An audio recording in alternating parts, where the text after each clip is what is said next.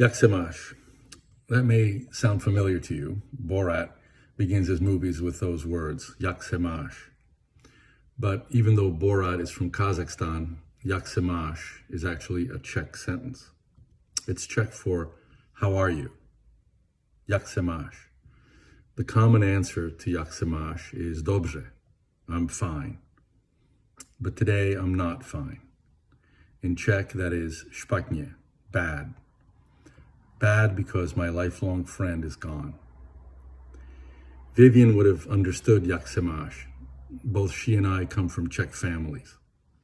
So as kids, we spoke Czech at home. Ours wasn't the best Czech. Vivian's with a Spanish accent, and mine a mix of Czech and English. But we spoke it well enough to understand one another. Vivian's parents, Bully and Eva, and my parents were friends from Czechoslovakia. After World War II, they all left Europe for Venezuela. In the 1950s, the Czech expat community in Caracas was very close. So Vivian and I grew up in a tight group of Czech families. Vivian's parents had a lovely home in Altamira, one of the nicest neighborhoods in Caracas. They belonged to the Altamira Tennis Club, where Vivian learned to play. And boy, could she play. When I was a kid, I kept hearing about all the tournaments Vivian won. She took tennis very seriously and became a real competitor. Her parents were especially proud that Vivian got to play tennis in the Orange Bowl against Chris Evert. How did that turn out?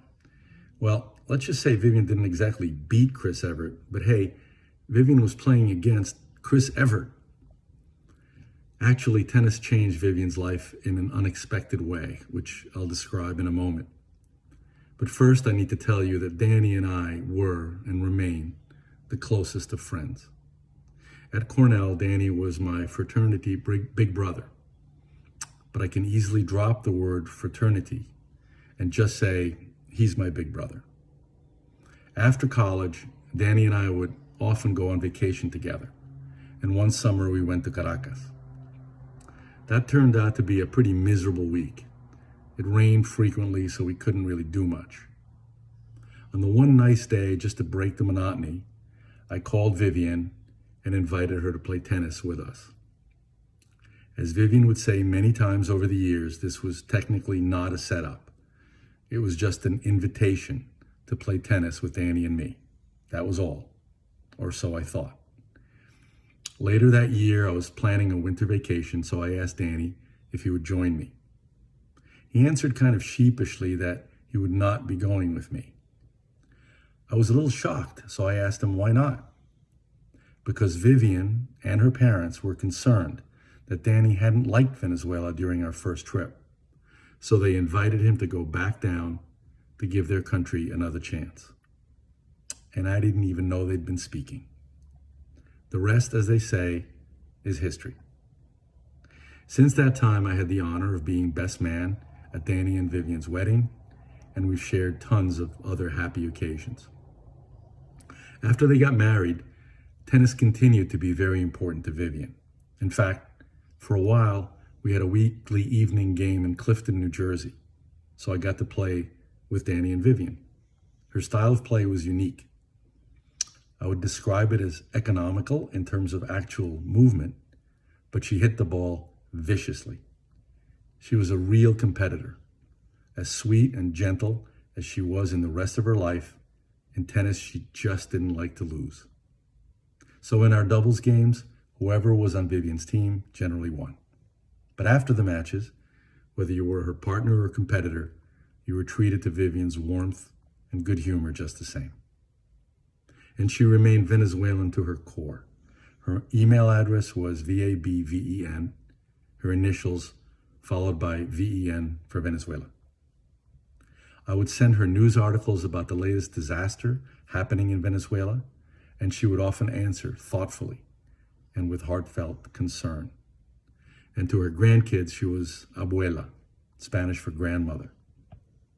I end this eulogy with three numbers: 26, 33, and 80. The first number, 26, is for the number of miles in the marathon Vivian ran just a few years ago. She might have kept her running time with a sundial, but she damn well finished. The second number, 33, is for the number of years she devoted to her job at the UN. I don't know of a person more dedicated to the ideals of the United Nations than Vivian. Her commitments ran long and deep. No one was more dependable than Vivian. In fact, my sons, who called her Aunt Vivian, absolutely loved her and knew she was always there for them. Finally, there's the number 80. When Danny and Vivian first bought their apartment at 1070 Park, they invited me to see it. As Vivian was showing me around, she said, "This is where we'll live until we're octogenarians." Very sadly, she didn't hit that number, but she did give it everything she had. So, jak se máš? How am I? Špatně. Not well. Adios, Vivian.